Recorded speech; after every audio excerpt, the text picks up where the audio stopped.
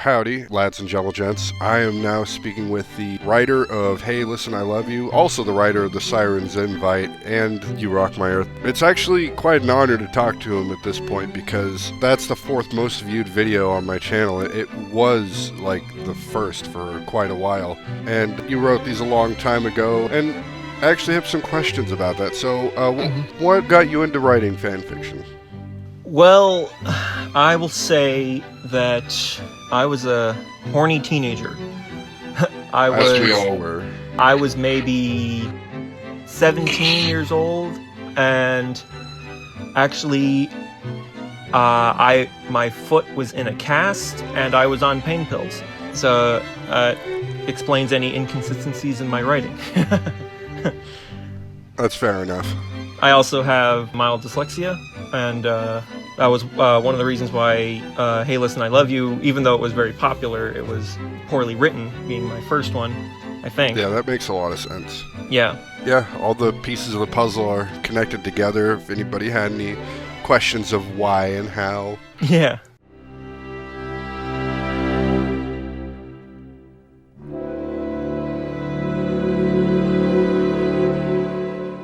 So, yeah, I have you to thank for my channel ever getting any decent amount of subscribers, I think. Yeah? Yeah, other than reading His Butler Supremely Seductive, which now sits as the third most popular video on my channel, and Natural Born Eater is the first, and I gotta wonder what the hell's wrong with you guys, but, you know, is what it is, and that's fine, and I'm heading in a different direction these days anyway. Yeah, me too. But, you know, we were all, horny degenerates at one point, Yeah, exactly. So, what's the story we have pulled up here? This is going to be Yes, Rock the Boat. It says, Henna is a... I don't know what I was thinking when I came up with that title. I was thinking Don't Rock the Boat, so I thought Yes, Rock the Boat. I don't know. Alright. I'm just going to read it, and I'll interrupt along the way, think of all the thoughts that come to me that I was thinking back then. And okay. Hopefully it's entertaining. Okay. The only thing this is going to do is sort of complete the saga, because, well, according to you, I've read 3 of 4 of your stories. Yeah. So it's time to finish it off. And, by the way, what should I call you throughout this recording when referring to you? You just call me Spence. It's alright. Spence? Okay, that's fine. Alright, how will we be doing this? Will we read paragraph by paragraph? Or did you actually want to read the whole thing yourself? I can read the whole thing and just interject my thoughts. Do you mind if I do the same thing? Yeah, sure. Okay, yeah, you know the format for this stuff. Yeah. Alright, well, I'll be ready when you are. Alright, so just pulling it up, opening up the page, I'm noticing a lot of things. Before I started writing my own, I had looked up I have read a lot of fan fiction. I had read a lot of Zelda fan fiction before that. And so I had noticed things. I had noticed, kind of the basic format of a fan fiction. And that's where we get the dark, the more bolder letters up top for the author's note, and then so anything that is darker or bolder is part of my author's note that I was interjecting back then. I can see just a glimpse at it. Okay, but I will now start. It's actually way more common than you think. Yeah. A lot of the Black Butler ones would have like entire paragraphs of stuff that didn't even belong in the story. They're like, I stole this from this place.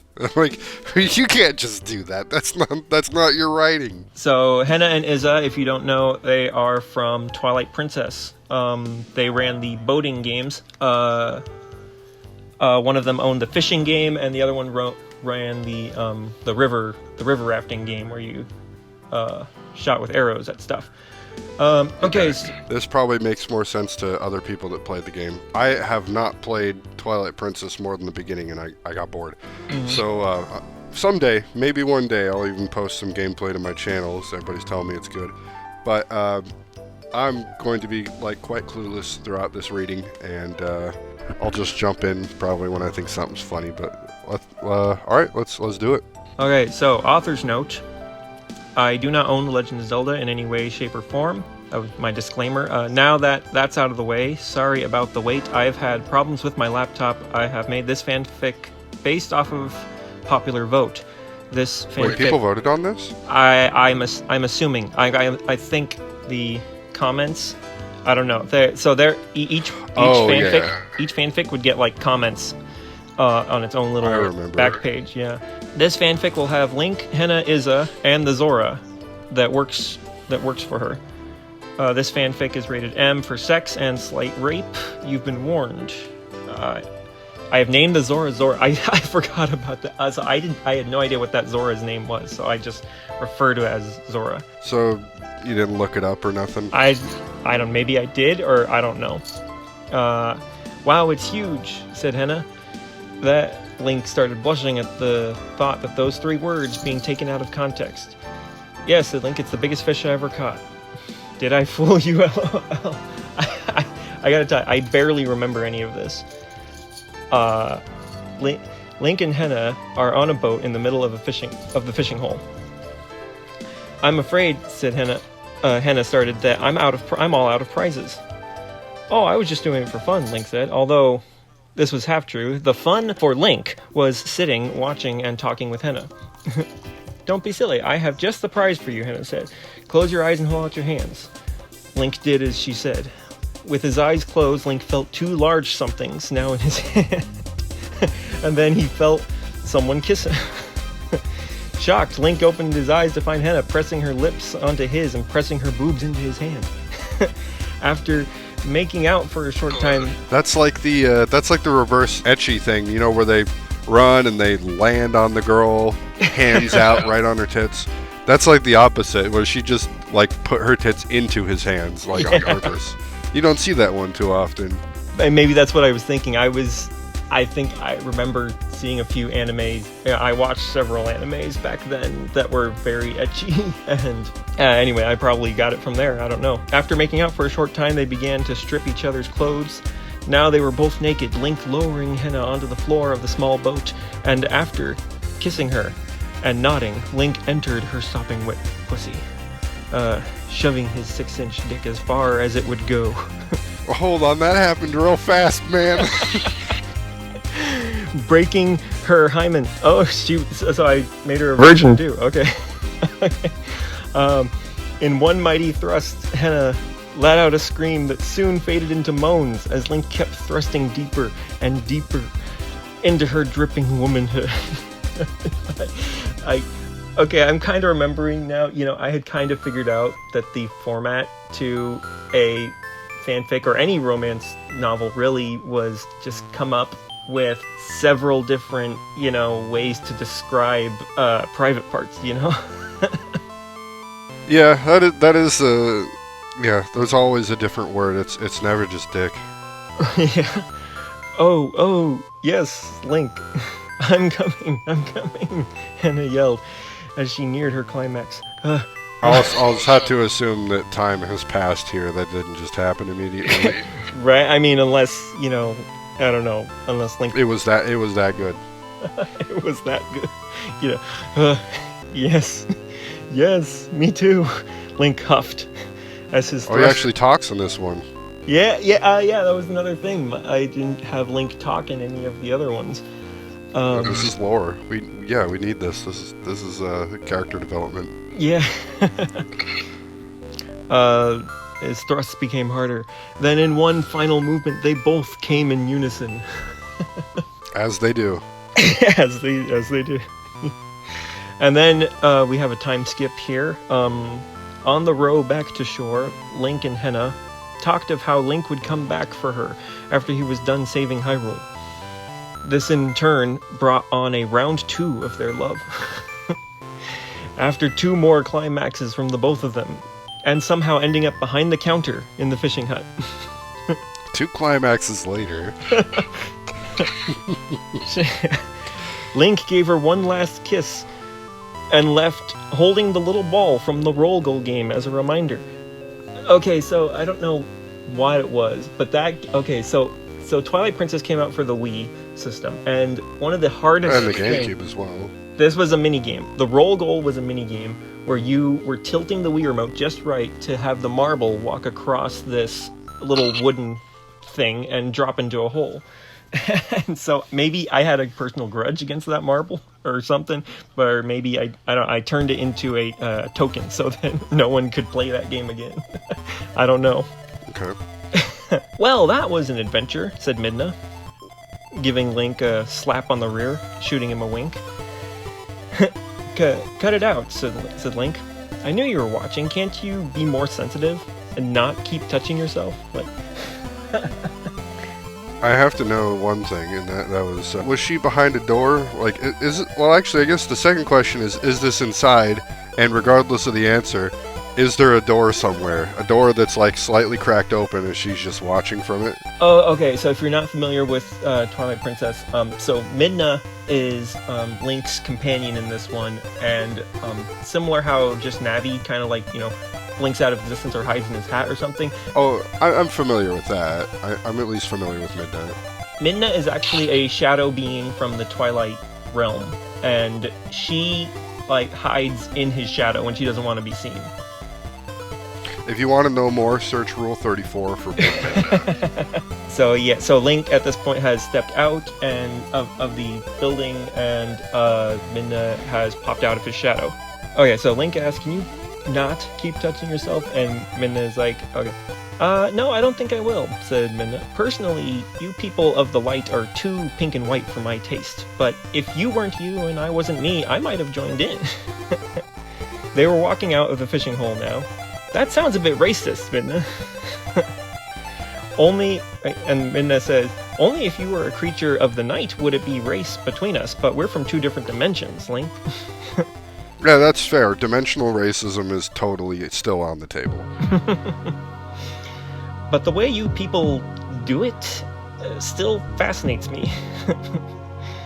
Link didn't bother asking what she meant. He didn't really want to. That was the last thing Link remembered before a sharp pain to his head caused him to black out. When Link came to, he was tied up and smelled like some weird fish smell, but sorta turned on like pheromones. Well, look who's up, said a familiar female voice. Izza? Asked Link. My Zora spy tells me you've been having sex with my sister. Izza, what are you doing? Who hit me? Oh, my Zora did, of course, replied Izza. Why am I tied up? Asked a worried Link. You see, I've always been better than my brother and sister. Oh yeah, she has a brother who's like the first person that Link comes across in the woods. He's like a hippie selling lantern oil. I don't know if you remember that. Is it Morshu? And he's got a lamp oil rope and bombs? I don't know if he got bombs. I forget. But he sold Link the oil lamp and oil to go in the lamp. Something like that. Yeah, I think. Okay. You see, I've always been better than my brother and sister. I was the first to make a successful business. I have always made more money than them, and I took the best location for my business. When my brother told me that he was going to hook up with a girl, I stole her away from him. And she shoots a wink at the Zora girl behind him. Oh. Okay. I even got myself a better Mina bird than him. Link was getting very worried now, starting to put two and two together. Now I hear that my sister is having sex with a handsome hero. Well, if you're as smart as everyone is saying, then figure out why you're here now. It finally clicked in Link's mind how Izza had stolen Koro, her brother's own girl, and she has to have everything her brother and sister have, and more, and or better. She had kidnapped Link to steal him away from her sister! ! Link now got a good look at his captor. Izza was dressed in almost nothing, and what little she had on left little to the imagination. Even less than the normal thing that she usually wore. It was almost see-through. Link could not hide the fact that he was feeling turned on by this, but he didn't want to be. He only wanted Henna. Midna, he whispered, can you get me out of this? At least turn me into a wolf or something. He's not going to be turned into a wolf in the middle of this, is he? No. Okay. No. Yeah, no, I do remember some fanfics about that, about some fanfics of Wolf Link and Midna. But no, this isn't one of those. Let's see. Midna, can you get me out of this? At least turn me into a wolf or something. Trust me, Link, I'd love to turn you into an or something, but I can't without exposing the existence of my world, or at least showing people you're a werewolf. I think I'll just let this play out. Midna, I've got a good seat. Midna, please. I got my popcorn. No, Midna. I'll be watching from the shadows. Midna! Who are you talking to? Man, leave it to my sister to fall for the crazy one, huh? Said Izza. Let's get started. She grabbed Link's belt and tore it off, ripping part of his tunic. She then bent down and took Link's cock into her mouth, and bit down hard. Ooh, not hard enough to draw blood, but enough to leave a mark, and made Link come to full erection. Yeah, that's a real thing, and yes, it actually does work that way. Ah! Link shouted, which echoed off the stone walls of the cavern at the top of the waterfall. Link didn't even know he could become so hard so fast. Izza was now sucking on Link so hard that Link didn't know how long he could last. Then the Zora behind him started licking his ear. This overstimulated him and became very close to coming in Izza's mouth. Oh no you don't, Izza said. You're going to last as long as I want you to. She then removed her mouth and grasped Link's manhood in her hands and squeezed hard to stop the flow. She remained there for about a minute till she let go and laid Link down and started rubbing herself up against him. Can I have a taste? Said the Zora. Of course, said Izza. The Zora moved between Link's legs and started licking up and down Link's shaft, while Izza sat down on Link's face and said, Eat.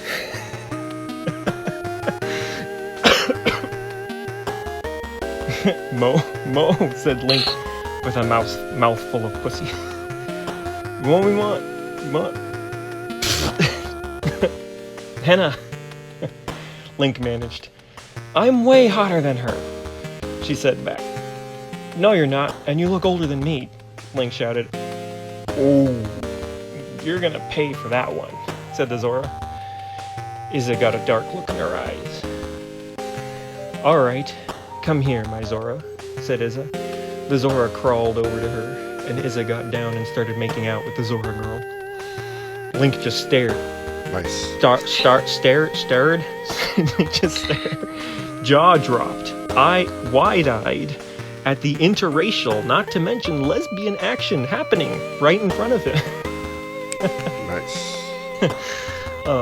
They started moaning and rubbing each other's pussies. Then Nice.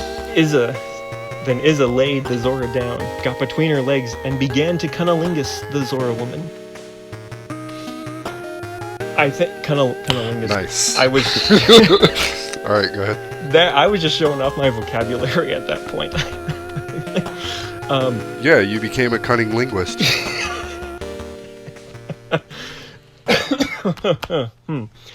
The Zora yelled at all the attention her pussy was receiving, and Link was near bursting from just watching. Izza could tell, and reached over and squeezed Link's penis once more to stop the flow, as she continued to eat out the Zora. With one loud moan, yeah, right. With one loud moan, the Zora came into Izza's mouth. Link would have come too if Izza wasn't holding him. The buildup in Link's member was now more painful than anything. Izza had him now. She left the Zora and now got on top of Link. She then rubbed Link's dick up against her opening just before she rammed herself down, impaling herself on himself. She moved up and down, side to side. She then did a thing where she moved her hips almost at the speed of light without moving the rest of her body. That's all right. I can picture. Now you will come, Izza said. And she was right. No, Anna, said Link as he came deep into Izza's womb. And Izza came as well. Now I will have a baby before my sister has one. Before? Like, like you already know that he's had sex with her. How can you have before? Like, I don't know. You never know. It's not always a whole 9 months. Sometimes it's 8. Sometimes you get premature births, and hey, a lot of things could happen. One of them could die. Oh, that could be dark. She made sure that Link came in her 3 more times just to make sure she would get pregnant first. She then pushed Link into a boat, jumped him till he came inside once more while they were in the boat, then pushed the boat downriver. Now I've had him in a boat just like my sister did. Ha! Now the Zora got in the boat with Link. Okay, and had sex with Link, making sure that Link didn't come inside her, as to not make Izza mad. She's the simp or the sub. I remember that now. Then at the bottom of the waterfall, the Zora pulled Link onto shore. Sorry, but since you don't want to stay with Izza, we're gonna have to send you on a little trip. What? No. What? What? No. Link saw in horror where the Zora was taking him, the giant cannon. Well, what have we here? Said Fire, the cannon operator, as the Zora brought Link up to him. Help me, they're crazy, Link shouted at Fire, still tied up. The Zora shoved a rag into Link's mouth, gagging him. I need you to send this to the desert. Here's the money, plus I'll give you a little something myself. She gave him away. Oh.